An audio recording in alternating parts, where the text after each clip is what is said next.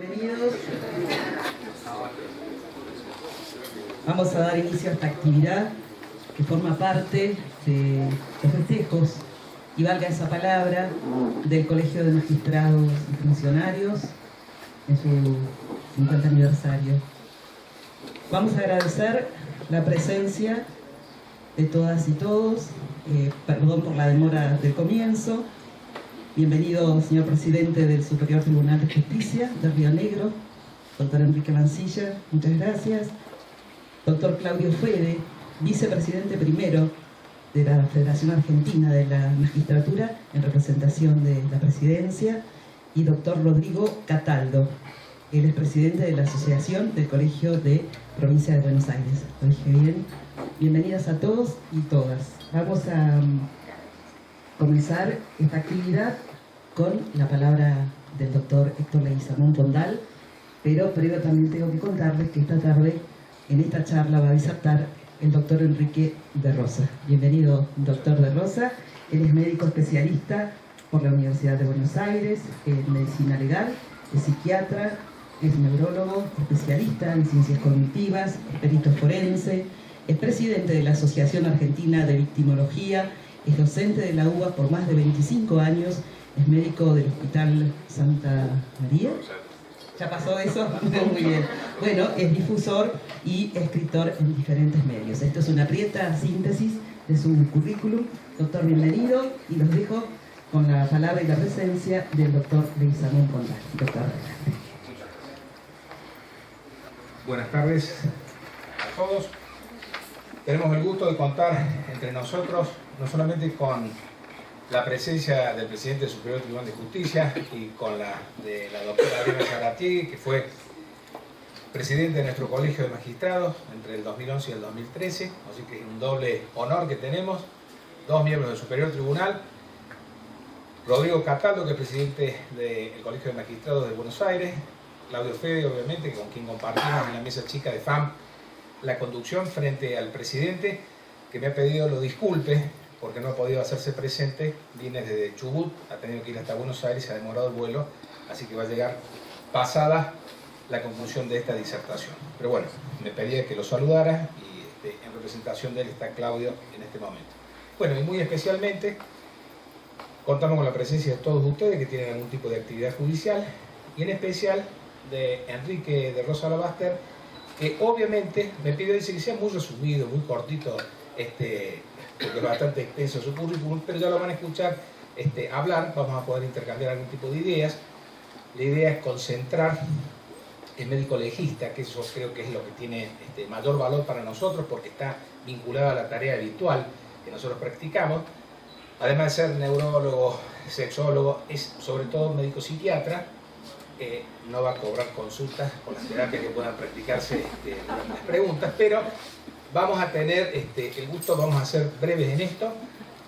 Te agradecemos muy especialmente a Enrique porque sabemos que has tenido que hacer un espacio en tu agenda para venir y que esto está muy apretado, pero bueno, pasamos a escucharte nuevamente, te volvemos a agradecer que te hayas hecho este tiempo para venir a estar acá con nosotros.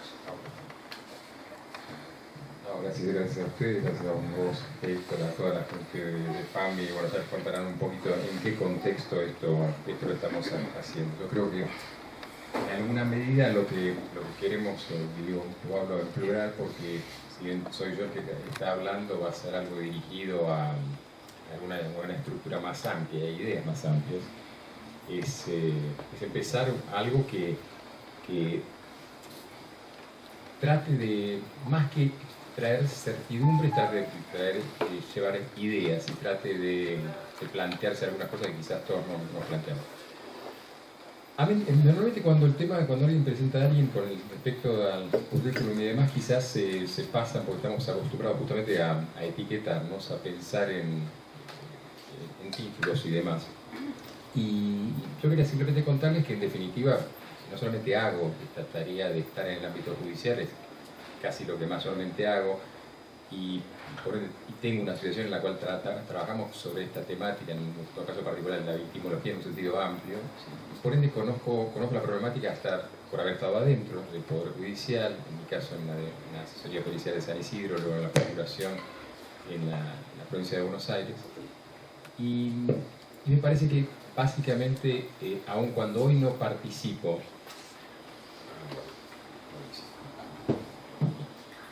ahí está, bueno, y aún no participo en esas funciones, creo que de alguna manera todos estamos inmersos en esta temática.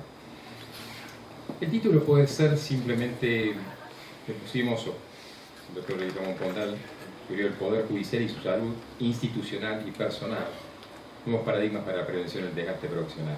Ahí tienen una página, tienen un mail al cual pueden ir, y hay otro incluso más fácil que se llama mail@enriquederosa.com. Vamos a ir avanzando.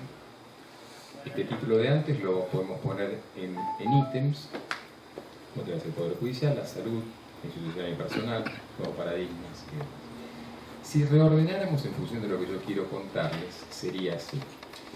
Vamos a tratar de hablar que cuáles son los nuevos paradigmas, sobre básicamente qué paradigmas, qué modelos habitamos, y eso justamente lo vamos a de alguna manera construir, vamos a hablar sobre cómo se construyen, de qué manera inciden en esto sobre el Poder Judicial, replantearnos la idea esta de qué es el Poder Judicial, porque es un concepto dado como un hecho por parte de la gente, del público, de los medios, y cómo esto interviene en la salud.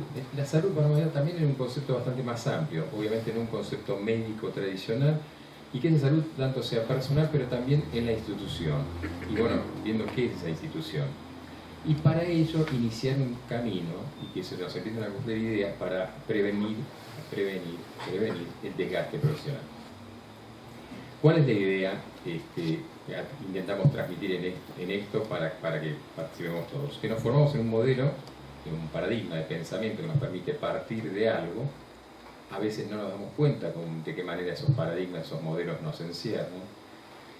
Que sin embargo hay un cambio de escenario, pero ese cambio de escenario viene ocurriendo hace mucho tiempo y quizás tampoco nos damos cuenta de en qué magnitud interviene. Que esto tiene un costo, que tiene consecuencias de las cuales nos hacemos cargo, querramos o no querramos, y cuáles son soluciones, o más que nada cuáles son las vías en las cuales la capacitación creemos que es lo más importante y que estas se dan en diferentes áreas, en el cual la primera y la central es el paradigma, el modelo, cómo lo construimos. Según la RAE, básicamente es un modelo, un núcleo explicatorio y a partir del cual nosotros podemos interpretar y trazar hipótesis respecto al mundo. Otra forma sería pensarla, como ustedes ahí tienen, y yo voy a hablar justamente partiendo de mi paradigma, el ser médico, imaginando que enfrente tuviese únicamente abogados de la magistratura, pero claramente esto es amplio, es decir, que cada uno dentro de su rol tratemos de pensarlo desde nuestro lugar, que a partir de ese modelo, de ese molde, que a veces se nos vuelve demasiado rígido, interpretamos el mundo. Básicamente que ese mundo lo utilizamos en función de palabras y lo interpretamos en función de palabras que a veces pierden sentido o se van volviendo difusas, cosa que nosotros habitamos, esa difusión del lenguaje. Y una última cuestión respecto para pensar. Cuando señalamos algo, a veces no nos damos cuenta que estamos mirando lo que señala y no lo señalado. En una metáfora habitual, estamos mirando el índice, el dedo que señala y no lo que está ahí. Partamos de la idea que esto es algo sabido de la psicología cognitiva desde siempre, que nosotros confiamos en la fiabilidad de nuestras percepciones cuando es algo absolutamente sabido que no son fiables. Miren unos segundos esas imágenes, que son muy conocidas, y ven que mirándolas, quien use lentes, hay un refugio fácil que es ponérselos y sacarlos, y si no, mirando, taparse un ojo, dar vuelta, y van a ver que se ven diferentes cosas. Si aceptamos esta primera convención, nos damos cuenta que tenemos que empezar a dudar de nuestras percepciones y no intentar reafirmarlas a priori. Y el pensamiento a priorístico puede ser un problema. Esto ya es el mismo problema que no se me ocurrió a mí, sino a mucha gente antes, y simplemente es esto, ¿no? Una alegoría de la caverna tenía que ver con esto. Es un lindo castillo de cualquier persona que cursa la ruta 2, que espero que el doctor no menciones el final de la historia, pero que cuando uno va o vuelve, pero básicamente yendo para la costa de Mar del Plata, lo ve. Qué lindo. Esto es un restaurante recomendable, del cual no nos van a hacer, donde hacemos nuestras reuniones de la asociación, que es el histórico en San Telmo, que fue sede de la Sociedad Argentina de Escritores y fue también casa de esta familia de la que habitaba el mismo castillo. Esto es adentro, sigo sin hacerle propaganda al restaurante, pero es lo que era la biblioteca, porque fue Biblioteca Nacional y está a una cuadra de la ex Biblioteca Nacional. Esto es una iglesia hecha por la misma familia, que es la iglesia de San Felicitas, o Santa Felicitas, perdón. Y esta es Felicitas. Felicitas era una mujer extraordinariamente bella y para su época, y era Felicitas Guerrero. Esta historia realmente es hermosa hasta que uno ve esto. Esto, que cuando uno va a ver el museo, es la pistola con la que es asesinada Felicitas Guerrero, y es uno de los primeros casos constatados históricamente, ¿no?, que se estudian, de femicidio. Entonces, todo el primer castillo, el restaurante y demás, y siempre lo utilizo yo porque cuando fui a comer la primera vez a ese restaurante, no estaba consciente de dónde estaba y casualmente estaba preparando una charla sobre femicidio. Si las historias se vuelven a armar, los modelos se vuelven a armar a medida que las vamos construyendo. Esto es un modelo que habitualmente se ha llamado de co-construcción de la realidad. Es un modelo que Gargarella habla de la co-construcción de las catedrales, tomando lo de Dworkin, y vuelve a ser lo mismo. Es el concepto de la neurobiología o neuropsicología cognitiva. Ahí, si ustedes miran y otra vez toman solamente una parte, ven diferentes imágenes y diferentes cuestiones, que a veces no son tan evidentes, pero lo que uno diría, la espalda de la parte de la nuca de una bella joven, termina siendo la cara de una mujer no tan bella por delante, y basta verla. Es decir, no solamente uno puede interpretar cosas diferentes, sino puede interpretar dualidades. O sea que nosotros en nuestro pensamiento cartesiano tendemos a pensar que no es factible. Es decir, construimos, y el problema es que elaboramos juicios sobre bases, a veces, de las partes que las sacamos de contexto, y elaboramos un todo. Esto es el famoso tema de los sabios, el rey ciego, los sabios ciegos, y cada uno da una hipótesis fuera de contexto, pero la van reafirmando. Y nadie vio el elefante. Y hoy tendemos a no ver elefantes enormes. Viniendo para acá prendía diferentes canales y los medios estaban relatando uno una pata, otro la trompa y demás. Así que esto pasa constantemente. Cambiar de modelo de paradigma a veces es tan simple como simplemente girar la mirada y ver al que está al lado, es decir, o escuchar al que está al lado, y claramente eso, en ese cambio de paradigma, es como si uno subiera escalones. Hay una vieja metáfora que dice que un enano ve mucho más que un gigante en la medida que se pare sobre sus espaldas, ¿no? Y en realidad esto es, en la medida que nosotros tomemos un conocimiento que está, nada más que a veces tendemos a relegarlo, esto podemos ver cosas que normalmente otro tipo de conocimiento, cual creemos que existe y que es solamente único, no es superador. Paradigma puede ser una taza, puede ser un vaso, puede ser un mate, puede ser lo que sea, el cual a veces sirve o a veces no sirve para el contenido. En este caso es una metáfora muy habitual en el budismo, o más simplemente si uno ve una película de artes marciales, se ha puesto de moda ver un maestro zen con una taza de bordar. Una taza de bordar es el concepto, y ese concepto se va desbordando, porque uno insiste, por un lado, en llenarlo de conocimientos, una de las cuestiones, y por otro lado, en utilizar el mismo elemento. Esto no es ni más ni menos que un fenómeno ligado. Fíjense ustedes a dónde estamos queriendo ir. Algo que pasa en las fuerzas de la naturaleza. Simplemente con observar, nosotros vemos que los fenómenos de desborde, de pérdida, en medicina china se habla de plenitud o de freno, de bloqueo, pero es lo mismo que pasa en medicina cuando hablamos, por ejemplo, de un infarto. Y hay infartos hemorrágicos por desborde e infartos justamente por obturación de. Entonces, lo mismo pasa en todos los ítems. Por ejemplo, la crisis migratoria en Europa, la cual la metáfora es la barcaza pero en la cual se intenta por una barcaza que entra por el sur de Italia o entra por Ceuta, Melilla y demás en el caso de España, no se puede abordar una temática mucho más amplia que esa barcaza. Es decir, el vaso que se desborda es un concepto que a veces tiene que ser usado tomando en cuenta aquello que está siendo vertido en ese vaso o en esa taza y el continente que lo ha abierto. El vaso podría ser, no sé, una máquina que se desbocó.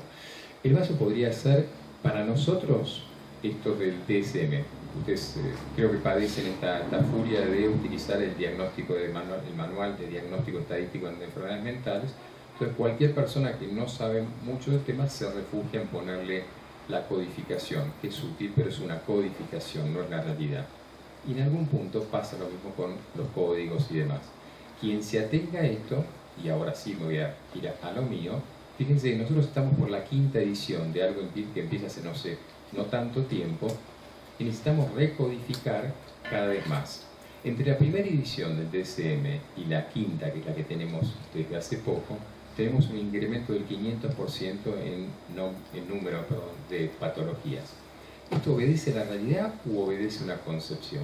Y cada vez tenemos más de esto. La OMS tiene algo que se llama el ICD, vamos por la versión 11. En el ICD cada vez aparecen más condiciones que no sabemos si son patologías o qué. Pero en definitiva, esto para decir, a veces el código, el códex que uno utiliza, la tasa, el paradigma, es justamente lo que complica más en su multiplicidad, como decíamos antes, para la comprensión del hecho. ¿Qué pasa con el tratamiento de la información? La primera parte era ver la imagen. ¿Cuál es la segunda parte? Es cómo tratamos esa información. Acá brevemente, porque si no sería muy largo, son algunas de las distorsiones cognitivas. Distorsiones cognitivas es lo que nosotros hacemos con esa información que recibimos. Ya imaginemos que la convención de esa imagen es una, y vimos, por ejemplo, a la mujer de cierto aspecto agradable o desagradable, o a Van Gogh, pero o no, o un campo de flores. Pero luego, ¿qué hacemos con eso? Podemos modificarlo de tal manera y en tantas personas, y creyendo que todas son reales, que son directamente opuestas. Tomo para explicar, por ejemplo, la idea de filtro o abstracción o filtro de pensamiento es una forma en la cual uno toma del todo una parte y de esa parte luego generaliza o magnifica o sobregeneralización, se llama ahí, esa información dándole valor absoluto. ¿Cuál es el inconveniente o el ejemplo? Esto se pone siempre en una charla, y en charlas entre médicos normalmente alguien se está durmiendo o oyéndose, y uno toma a esa persona que está durmiendo o oyéndose y le dice, bueno, yo tomo a esa persona queda parada normalmente en la puerta cuando uno más o menos la psicopatía de esta manera, al señor que está yendo, al doctor que está yendo, imaginaría que la charla está siendo tremendamente aburrida. Eso puede ser verdad. El problema es que uno ha tomado esa parte de la información y la transforma en cierta, y a partir de eso construye políticas, por ejemplo. Un ejemplo es lo que la gente, los medios opinan, que hoy son casi hacedores. Esto pasó en una fiscal de Lomas de Zamora, que fue la cual una persona va a buscar recuperar un animal que había sido maltratado y demás. En esa grabación la fiscal tiene unos conceptos, pero estaba siendo grabada. Esto se viraliza, y a partir de esto la gente empieza a hablar, se habla antes, se habla constantemente, pero por ejemplo respecto a esto, empieza a decir la justicia, los fiscales, empieza a sobregeneralizar, a generalizar. Ejemplo de esto, la causa independiente, hoy intensísima durante un tiempo, de golpe desapareció. Yo supongo que nadie imaginaba, de los que son magistrados, que tendrían que vérsela con Natalia Jaez, o en el caso que no hay acá gente en Entre Ríos, pero que una causa de una chica iba a tener que ver con un representante de artistas. En otra causa en estos días, también mediática, alguien me proponía que participara este mismo representante de artistas, como si no estuviese lo suficientemente quemado. Pero bueno, la pregunta que esto ya creo que la hicimos en La Pampa, era: ¿alguien imaginaba en su momento, como magistrado, que iban a tener que hacer participar en una causa a un representante de artistas? Evidentemente no. Y este hombre era el que hoy, en esa otra causa, también sigue proponiendo cuestiones. Es decir, los modelos lo judicial no es un vértice a partir del cual ese hombre decide y luego se generaliza la información y luego los demás tienen que aceptar, sino que la pirámide en realidad, si quieren, está invertida. Debiera ir de la base hacia, en esa construcción, hacia la unidad, pero tomando la multiplicidad de la misma para poderla comprender. Si no, indefectiblemente estoy tratando de reproducir ese punto único. ¿Esto pasó en alguna parte? Y sí. Esto es la línea Maginot. La línea Maginot en Francia, realmente si alguno está por ahí, pasan a verla, por dentro es maravillosa. Es esta construcción, un milagro de la arquitectura hipermoderna. Tenía sistemas de aire acondicionado, atravesaba toda la frontera entre Bélgica, Alemania, Suiza y demás, pero no evitó la Blitzkrieg de la infantería alemana. ¿Por qué? Porque los franceses no consideraron que se podría entrar por las Ardenas, por la zona boscosa. Es decir, yo tenía un plan, ese plan me iba a defender indefectiblemente, pero al no obtener la visión del otro, pasó lo que pasó. Los alemanes en nada de tiempo entran a Francia, Francia se debe rendir. Al final el paradigma es mentiroso. ¿En qué contexto de sociedad? En esto, en que nosotros, en una de esas, acá no se usa esto, pero digamos, partamos como una idea. A veces creemos en la justicia y la magistratura como un algo que protege desde la función misma o le da entidad por la sola existencia de la misma. En realidad es un poco más parecido a esto, ¿no? Es la plétora de causas judiciales. Recién estábamos hablando con diferentes personas y todos estamos hablando de cierto desgano. Yo les contaba lo que pasa en Buenos Aires, en provincia, en capital, y demás, cómo se quejan los peritos de la cantidad, de no saber cuáles son. Yo fui a hacer una pericia el otro día y me dicen que usted vino con su defendido. Bueno, la médica que estaba, y le digo, no, y si fuese, no soy abogado todavía, aunque ustedes saben que todos los argentinos tenemos derecho a ser abogados por simple derecho de nacimiento, pero digamos, digo, no, por el momento soy auxiliar de justicia, lo cual en la cadena evolutiva es menor, pero le digo, doctora, tratando de yo mismo defenderme, y vamos a hablar un poco de eso, resilientemente, que esta mujer no entendía nada de lo que estaba de su tarea pericial.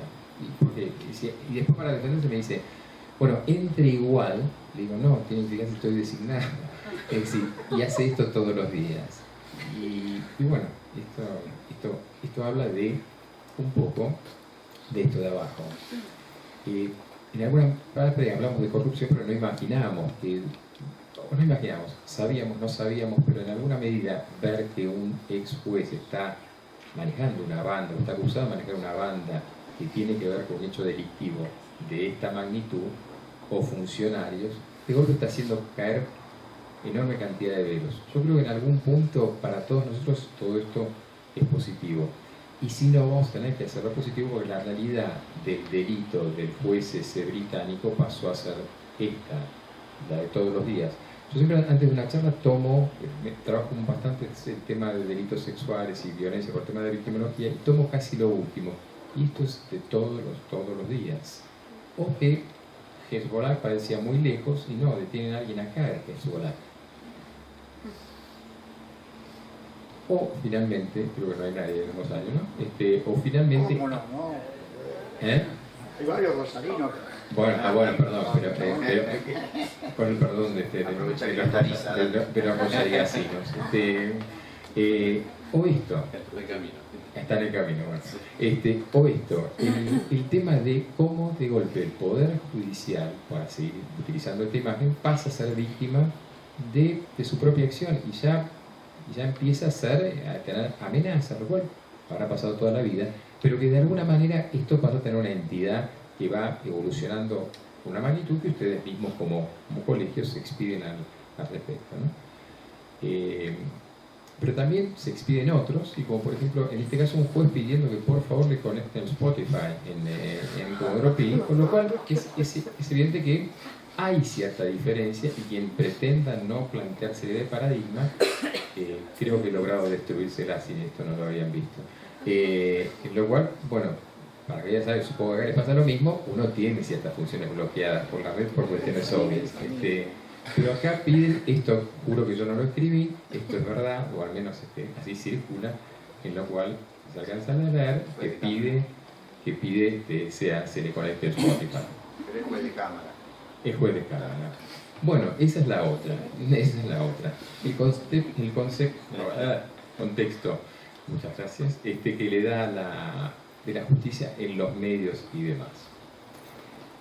La justicia se establece, el juez, el magistrado, se comunica por sus escritos, se expresa únicamente por sus escritos. Yo lo escuché hasta familiarmente y me parecía siempre bastante absurdo, y me parecía absurdo hace 30 años. Hoy me parece aún más absurdo porque en realidad si no lo hacen, termina siendo un periodista, que uno acompaña a veces, le dicen no. ¿Qué me pasa a mí en algún medio, en algún caso? Me dice, Enrique, ¿querés los expedientes de la causa fundamental que acaba de pasar? O sea, de alguna manera lo consigue. La inversión de lo mediático hace que lo judicial, los temas que tienen que ver con la justicia cada vez más interesan a la gente, pero hacen que también que ese límite de los escritos no va, a tal punto que hay una fascinación por... En estos días nosotros dábamos una charla respecto a la fascinación que existe sobre los delincuentes y demás, y a tal punto que se escribe, estos personajes pasan a tener una entidad pública. Ustedes saben que el caso Barreda es un caso de tal magnitud que un femicida, que una persona, un asesino múltiple, termina teniendo estampitas en la cárcel y hasta se permite su morada, ¿no? ¿Qué pasa cuando de golpe, este es el caso de Chocolate, un perro que es despellejado, con una cuestión atroz, el señor, como si fuese un argumento de película, es peluquero o coiffeur, según él se presenta, y frente a esto empieza a haber manifestaciones y demandas. Este hombre también es un caso, se lo presenta en los medios, como ven, se me arroba a mí como si yo tuviese poder de decisión para que se lo ponga preso, y no sé si se alcanza a leer, pero la gente empieza a tirar palos sobre la justicia. Zafamos los que estuvimos en una reunión sobre la modificación de la ley de Sarmiento, porque pasaríamos a ser los buenos de la historia, y los malos, afortunadamente no nosotros, son los jueces y demás, aunque evidentemente alguno no habrá advertido cuando dice, y el cuento de mandar al psicólogo de muchos, eso del psicólogo de muchos básicamente debe ser por los psiquiatras, y que sería un 34, y es como si, digamos, sigan participando. Es decir, lo que hay que hacer, hay que encargarse de hacer justicia por mano propia, hay que matarlos a todos, aprendamos. Es decir, la gente empieza a decir, pasemos por encima de la justicia, y la justicia la tenemos que hacer nosotros. Es decir, es esto ya pasó, esto ocurrió. La idea de que ese juicio por jurados hoy es digital, hoy pasa por los medios, pero la idea de que tomar una parte, el caso en el caso de la Revolución Francesa, la simple denuncia o sospecha equivalía, y en el caso de los jueces de Salem, que es interesantísimo, el caso significaba que alguien demostrara, y había formas de demostrar o no demostrar que eran brujas. Es una parte de la historia de la psiquiatría fascinante, porque sospechan sobre los diferentes cuadros que pueden haber dado y esas mujeres que fueron asesinadas, o las causales por las cuales una persona era apedreada. Claro, la imagen es vieja, pero ustedes saben que al día de hoy en ciertos países se apedrea a la gente, así que no es tan lejano. Esto que se comentaba antes es el rol que percibe la sociedad, el rol percibido y autopercibido de esos funcionarios y de los diferentes roles. Cuando yo comenté que voy a hacer una evaluación pericial, un informe pericial, que el mismo perito no sepa de qué es, tiene que ver con que tenemos un problema de roles, de los cuales vamos a hablar, de la percepción y el conocimiento del otro. La gente imagina que un juez ordinario o un juez de diferentes zonas es lo mismo que un camarista, que un juez federal, por ejemplo, y de golpe toman la imagen del juez federal, obviamente toman el emblemático en estas cuestiones, e imaginan que todo es así.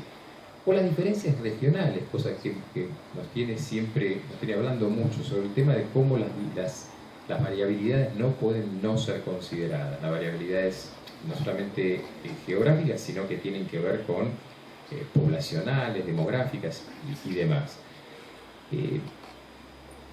Tomando la frase del doctor Leguizamón Pondal, decías el otro día, esto es la obra que se llama La Gran Confusión.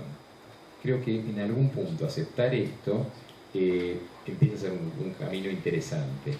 Pero el problema es que a ustedes se les piden, a todos se les piden certezas en un campo en el que no hay certezas. Al mismo tiempo hay que dar algún grado de certeza, así que es preocupante esta dualidad. Una de las consecuencias es la salud. La salud, según la Organización Mundial de la Salud, en sus orígenes era el completo estado de bienestar mental, físico, social, y no solamente la ausencia de afecciones o enfermedades. Este concepto en realidad originalmente fue corregido porque era la ausencia y no la ausencia de enfermedad, el completo bienestar, pero tenía un fuerte componente médico, somático y demás. Y fue empezando a ser cada vez más comprometido con más áreas en las cuales el individuo tiene que, para estar sano, tiene que tener una adaptación al medio, es cierto, un estado fisiológico, es cierto, pero que también hay aspectos sociales, laborales, interpersonales y demás que hacen a la salud y obviamente no a la enfermedad.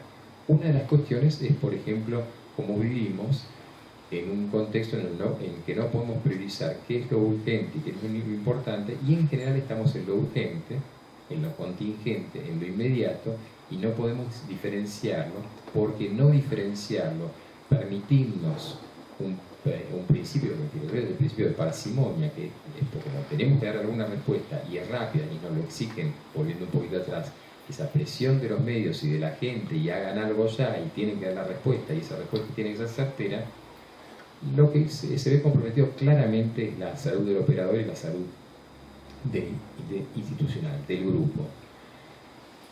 El estrés, por ejemplo, es una de las consecuencias que, ¿por qué lo pongo? Todos lo saben, pero que básicamente tiene una etapa de adaptación, pero una etapa de resistencia, una etapa de agotamiento.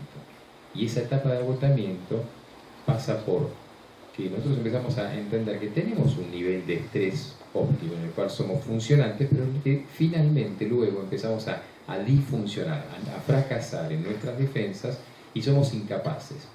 ¿Por qué somos incapaces? Porque básicamente seguimos con la misma tasa, básicamente seguimos con el mismo modelo, y en una de esas, en vez de tirar está café, está lloviendo y necesitamos un paraguas.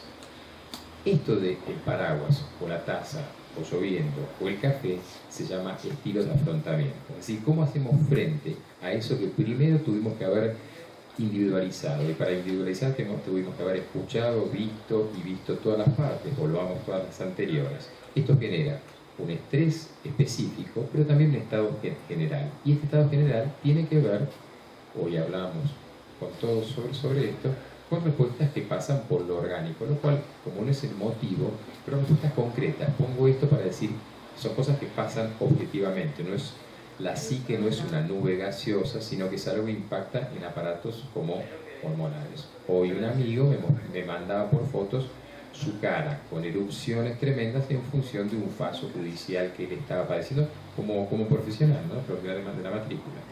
Es decir, el estrés puede intentar ser combatido, pero empieza a ser algo que afecta hasta, por ejemplo, la respuesta inmune y tiene causas relacionadas con el trabajo, pero que tienen unas respuestas inmediatas, las que sufrimos todos, las que tratamos de controlar con esas técnicas a veces inmediatas, pero también luego esta imagen está puesta así a propósito, normalmente salía de una filmina que usábamos para docentes, que es cómo no se hace una filmina, porque esto es lo que no se hace. Pero ¿cuál es la idea? La idea es que en esta confusión enorme de síntomas, eso es lo que le pasa al cuerpo. Es decir, si quisiera ser didáctico, esto tuviera que tener una parte física, una parte cognitiva, emocional y de conducta, y sin embargo es decir, pero sin embargo todo esto nos puede atacar. Para entenderlo nos cuesta tomarlo por pedazos, pero sin embargo el cuerpo, la mente, la institución lo recibe de esta manera. Es una lluvia constante, a veces es un alud y a veces es un tsunami. Es decir, no hay forma de controlar una respuesta desencadenada que pasa por la respuesta que finalmente se va a trasladar a síntomas específicos. Algunos de los que padece la población, por ejemplo judicial, a corto plazo, empiezan siendo los más comunes y los más banalizados, que nos parecen ya normales tenerlos. Hace unos años yo vivía afuera y me parecía raro que en ciertos países ya la gente tomara el hábito de los ansiolíticos, no era un hábito nuestro, Hoy cualquier persona sí tiene su ansiolítico de confianza, y casi siempre el mismo. ¿Por qué? Porque las alteraciones de sueño son las mismas, son constantes, ya se ha vuelto normal. Las alteraciones de ánimo nos parece muy normal que la gente no pueda tener frenos inhibitorios hasta mínimos, que lo ven uno hasta conduciendo, nos aparecen, todos somatizamos de una manera u otra. Y eso lamentablemente genera patologías a largo plazo. Si la charla terminase acá, diríamos, bueno, el trabajo, el paradigma y demás genera esto, pero el problema es que la situación sigue, porque luego, posteriormente, cuando este estrés es crónico, es repetitivo, se habla en el área del trauma del microestrés cotidiano, es decir, la causa que no para nunca, que incide y uno no puede hacer nada, sabe que va a venir. Esa anticipación que uno hace de lo que va a venir genera situaciones traumáticas, esas son de otra categoría. Esa etapa de agotamiento del estrés pasa a otro nivel. O, en realidad, la magnitud del golpe es no solamente repetido. Normalmente lo que pasa es que en el contexto de muchas cosas constantes y demás, el sujeto queda traumatizado. Y mientras que el estrés es una respuesta excitatoria, todos los síntomas que hablábamos antes, el trauma va a ser de otro tipo. Sí, una respuesta, un ejemplo a largo plazo es el estrés postraumático. Sí son algunas respuestas de tipo evitativo frente al estímulo, si puede ser detectado, pero en la práctica habitual tienen que ver con una falta de respuesta y estados que más tienen que ver con lo emocional. Estados que tienen lo emocional que vamos a ver ahora en otra situación, que es el desgaste por empatía, el desgaste emocional y demás. El problema de estas patologías es que a su vez generan otras patologías como comórbidas o como complicaciones. O sea que a veces las licencias psiquiátricas tan famosas en el ámbito judicial, en el ámbito docente, en el ámbito médico, empiezan a tener con cuadros concretos. Y esa persona que tenía una primer percepción, no fue detectada y no fue detectada la fuente del problema, finalmente termina teniendo una patología objetiva. Y llegamos a esto, al cuadro de burnout, de desgaste profesional, el síndrome de quemado o como quieran, en el cual justamente, por eso no lo quería mencionar antes, el punto central es que en esa multifunción que tiene ahí el ama de casa, a la cual se le pide aparte, yo no me había dado cuenta, que tiene que ser sexy, ella al mismo tiempo tiene que estar haciendo todo. Y es un poco como estamos todos nosotros, ¿no? En función de estos aparatitos que se nos han vuelto tan útiles y todos sabemos que en realidad nos terminan complicando la existencia. ¿Cuál es la consecuencia? La adaptación termina siendo que el suscriptor tiene, como dice la gente, no tengo ni media pila, no tiene energía. Esa sobrecarga laboral genera un circuito reverberante. El circuito reverberante termina por estrés, pero en realidad con síntomas como normalmente vemos con estos cuadros que empezaron en los docentes. Hoy una población particularmente desencantada con su función y recuestionándose sus roles, y que es de eso finalmente de lo que vamos a hablar, es la población docente. ¿Qué es el síndrome de quemado, desgastado básicamente? Es un agotamiento emocional, es el no puedo más, es el repetirse y generar un cuadro en el que uno mismo va anticipando que no va a poder más. Es la sensación de falta de realización personal. Yo recuerdo cuando ingresé al Poder Judicial, había un psiquiatra yéndose diciendo, yo ya no puedo hacer esto, me da miedo, me molesta, y pedía licencias psiquiátricas a tal repetición que terminó un día finalmente diciendo, por favor, ocupate vos, yo no podía, hice otra cuestión y bueno, finalmente dejó la medicina. El tema de la deshumanización, sea la deshumanización uno de la función, esto pasa muchísimo en los médicos, las quejas que hay en las guardias en gran parte tienen que ver con eso, no solamente con la sobrecarga del médico, sino que en alguna medida para protegerse el médico pone a veces una distancia. Y cuánto más pasa, y ustedes lo saben, en el Poder Judicial. Y bueno, las manifestaciones psíquicas, físicas y demás. El burnout es, según Freudenberg, que trabajaba con con toxicómanas, una población muy difícil para trabajar. Cualquiera que haya trabajado o trabaje con ella sabe que es complicado, que desalienta, que tiende a la idea de fracaso. Ya hace mucho tiempo describió un síndrome de agotamiento, de frustración, de replanteo profesional, de una cantidad de cosas, de serviré para eso, habré elegido bien la carrera. Esas preguntas que uno con los años fue escuchando una y otra vez, y empezaba en todo aquel que tiene contacto con personas, con el público que demanda algo. Docentes, personal de salud. Con el tiempo nosotros lo vimos trabajando en trauma, en bomberos, en personal rescatistas y demás. Y eso de sobrecarga emocional, Cristina Maslach empieza a encontrar las respuestas emocionales que veíamos antes, la cabeza explotada. Hay síntomas disfóricos, es decir, síntomas emocionales. Este cuadro puede empezar de una manera con un cuadro de ansiedad, un cuadro de depresión, un cuadro de somatización. Hay alteración de conducta, hay síntomas de estrés, de cansancio. Se deteriora enormemente la calidad de vida, pero el problema es que esto no pasa de un día al otro como para que uno se dé cuenta, sino que va pasando progresivamente, y en esa escalera que antes íbamos subiendo del paradigma, la vamos descendiendo en calidad de vida, readaptando nuestras cuestiones y en calidad de prestaciones. Esto pasa a veces por, ahí sí, la parte institucional. En qué medida el operador judicial en cualquiera de sus lugares termina prestando una función que le sirva a la sociedad, que en definitiva es eso para lo que estamos, ¿no? Básicamente individuos que no tienen ninguna patología otra que eso empiezan a ser considerados anormales, menor rendimiento laboral, baja motivación, pérdida de roles, pérdida de abulia, apatía, todas esas cosas que conocemos y vemos constantemente. Esto ha sido ponderado y mensurado en escalas, y al igual que el estrés va teniendo etapas. El gran problema es que no estamos preparados para ir previniendo, no hacemos tarea de prevención en ningún ámbito, ¿no?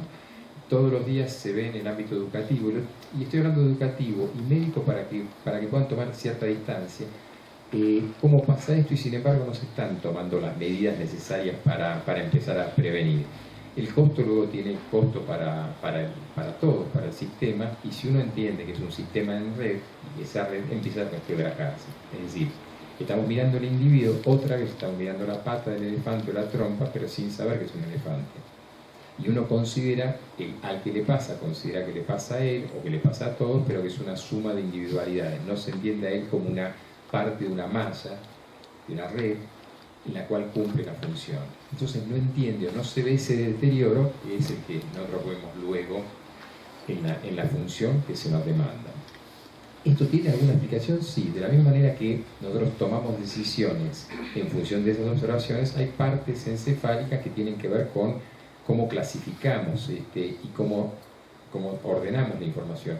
Y en parte esto se lo mostré por una razón, aunque no sean médicos o lo que fuera. Bueno, nosotros necesitamos un cúmulo de funciones y que todas funcionen para poder tomar una determinación correcta. Entre ellas, ahí puse por áreas que tienen que ver con la memoria. Si nosotros necesitamos anestesiarnos, olvidando, poniendo distancia, con la apatía, con las drogas, con el alcohol, con la sobremedicación, con la sobremedicación psiquiátrica, nosotros estamos teniendo niveles de medicación psiquiátrica y automedicación psiquiátrica, no solamente con ansiolíticos, hoy muy común con antidepresivos de una magnitud insospechada. Y esto, como les decía, ha sido ponderado, ha sido mensurado, nosotros lo evaluamos constantemente en escalas. La más utilizada es la escala de Maslach, que es la que es el inventario de Bernard, que no se lo voy a repetir. ¿Qué hacer frente a esto? Hay estrategias que básicamente tienen que considerar que no hay una medicación o un tratamiento o mandarlo a terapia. Cuando ya explotó en algún sentido es tarde. Hay que tratar de trabajar sobre la prevención. ¿Es tarde en qué? Si uno va a trabajar sobre el cuadro clínico de esa persona, pero como estructura institucional no va a poder hacer nada, porque la causa que originó sigue estando. Y la causa del sujeto, la pérdida de identidad, de rol, de abulia y demás, sigue existiendo. ¿Qué es lo que está ocurriendo? Hay un desbalance entre esa vulnerabilidad del individuo que contagia también a los demás. Es muy habitual el desencanto en la función pública, en la función judicial, en la docencia y demás, Y es obviamente el fenómeno que al no tratarlo colectivamente no se puede prevenir. Entonces, ¿qué hacemos? Básicamente pensar, y con esto vamos cerrando, en que la idea es empezar a pensar que en este contexto nosotros vamos construyendo una idea, pero entre todos, y que el no identificar que esto es una construcción, una co-construcción colectiva en la que todos tenemos que estar trabajando, tenemos que estar identificando las cuestiones, nos lleva a no entender cómo es exactamente este modelo tan dinámico. Seguimos trabajando en modelos rígidos. Seguimos no viendo la función de los aspectos mediáticos y otros que sobre nuestra propia función. Que los procesos traumáticos inciden de maneras diferentes y son relacionados de maneras diferentes hoy con multiplicadores como son los medios. Vamos a ir sobre el final. ¿Cuál es el camino? Una propuesta es empezar a redescubrir y poder cambiar y aceptar los roles, y para esto hay que empezar a plantearse si realmente nosotros somos personas y qué entendemos por persona y qué es eso.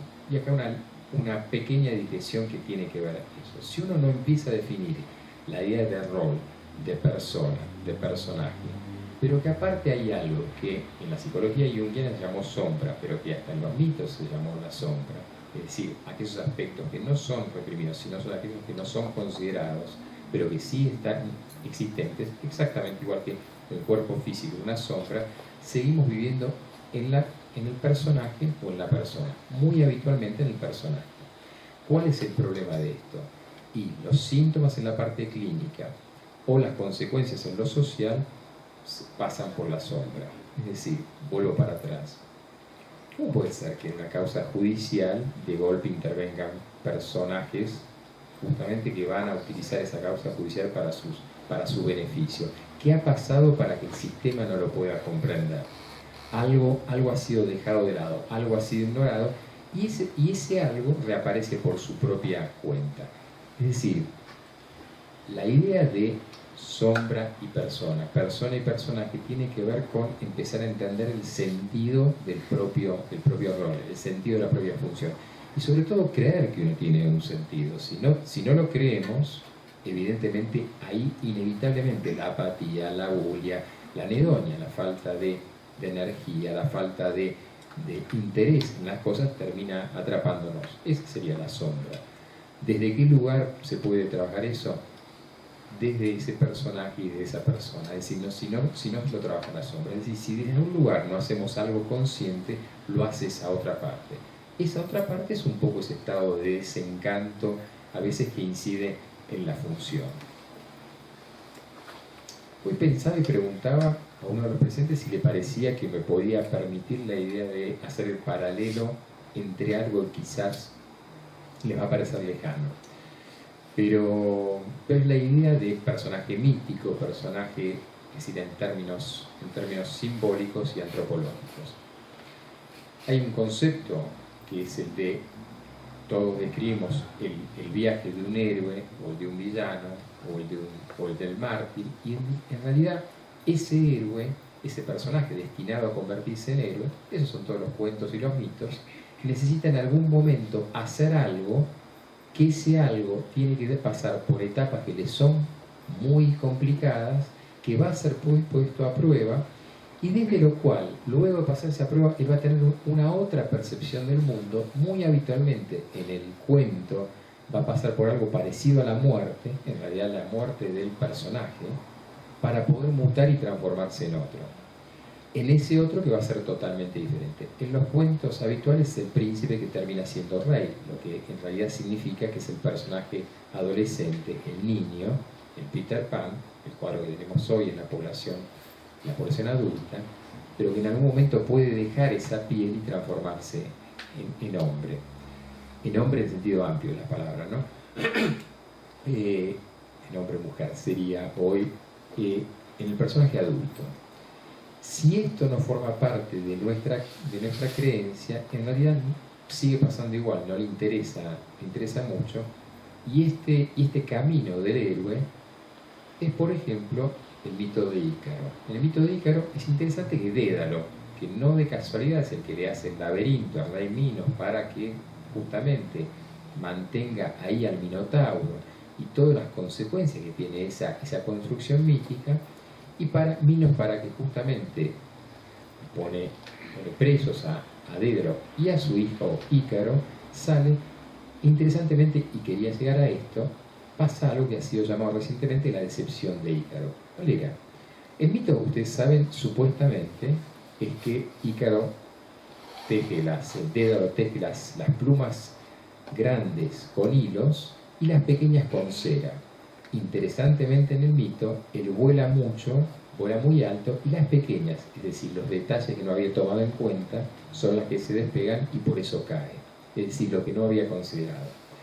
Pequeño dato que por alguna razón desaparece. En realidad, Dédalo le dice a Ícaro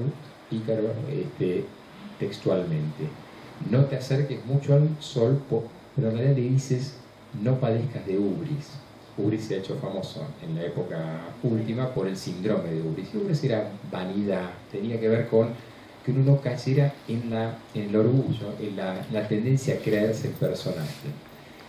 Pero también le dice otra cosa: y cuidado con no caer muy bajo, pues te van a humedecer las alas. Es decir, Dédalo le dice a Ícaro, le indica el camino del medio. En ese camino del medio, él va a poder pasar por ese océano y no va a ahogarse. Ese hubiese sido el final en que Ícaro hubiese tenido algo que sí pasó Viktor Frankl. Viktor Frankl fue un psiquiatra, neurólogo, pero básicamente un pensador que vivió de chico la experiencia de Auschwitz e insólitamente en ese contexto él empieza a entender que la vida sin sentido no tiene sentido. Es decir, que el objeto del agotamiento, él hablaba de neurosis por pérdida de sentido.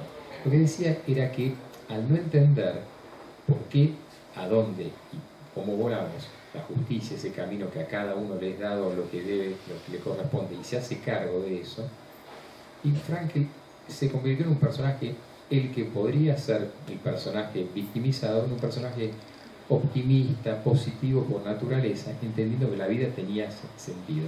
Y por eso su libro máximo se llamó El hombre en busca de un sentido, en el cual el sentido era salir de esa multiplicidad, salir de la dualidad entre el ubris, entre lo alto y lo bajo, y entender que el camino era ir por el medio, por la norma, y de alguna manera recuperar el sentido es lo que le hacía pasar ese mito de héroe y transformarse. En conclusión, yo lo que creo que, y esto casi sería volver, y por eso cierra el mismo punto, que tenemos que empezar a pensar es que para que tanto institucionalmente como personalmente no estemos pensando en la patología, es poder transformarnos y estar en otro lugar en el cual adquiramos sentido, o si no, en preguntarse si tiene sentido que estemos en los lugares que tenemos que estar. ¿Cuál es la propuesta? La propuesta básicamente es que lo pensemos como un trabajo personal, un trabajo colectivo, en el que podamos cada uno pensar ser parte de esa red, de esa malla, en el tan interesante libro de una escritora canadiense que se dedica a la náutica, que se llama Atando Cabos, y en realidad uno vive atando cabos de cuestiones inconclusas, ¿no? Y somos pedazos rotos de todo. Y ustedes saben que una metáfora, creo que japonesa, muy interesante, son esos jarrones pegados con hilos de oro, y es la idea que refieren a que quien pretenda no tener fracturas, en realidad no ha reconstruido. Lo mismo del mito del héroe. Es la destrucción para luego poder reconstruir, pero otra cosa. Identificar cuestiones, identificar necesidades, identificar temas, aprender a poder escuchar y empezar a poder poner un orden que no es ni más ni menos que sería un orden que ya conocemos. Quizás el camino sea empezar a pensar que tenemos en esa metanoia, en ese cambio de pensamiento, no es tan lejano, que nos tenemos que alejar un poquitito, que ver ese elefante y no tenerle miedo, que esa quizás sea la otra. Perder el miedo, salir de la zona de confort que implica a veces la función, que implica el hábito cotidiano, para atrevernos. o si no, nos queremos otra vez en algún sentido sí pensar cuál será el sentido de nuestra existencia. Estos cambios de paradigma en el operador judicial son los que de alguna manera pasan de una causa judicial a que el operador judicial no se encuentre con este tipo de causas en las cuales ya la salida es de otro tipo y básicamente no hay recurso de casación, no hay recurso ante ninguna corte, no hay ninguna cosa que se pueda hacer y solamente es consecuencia de lo no hecho o hecho. Como decían, lo citan todos, que parece que la cita era de Plutarco respecto a César, y cuando la suerte, en realidad los dados estaban echados, ya están echados, no hay mucho más que hacer, así que la idea es inevitablemente la prevención. Muchas gracias.